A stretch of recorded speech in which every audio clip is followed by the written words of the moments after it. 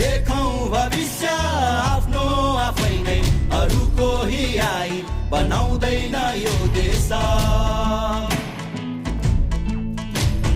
सङ्घा तरेर चाल्नु छ पाइला नथाक है अहिले बदल्नु छ परिवेश बल्ने छौरा त माराको बनेर चिच्याई डाकमा डाको छोडेर उड्ने छ देश उदाउने छौ हामी यो भत्केको घरलाई उठाउनु छ माथि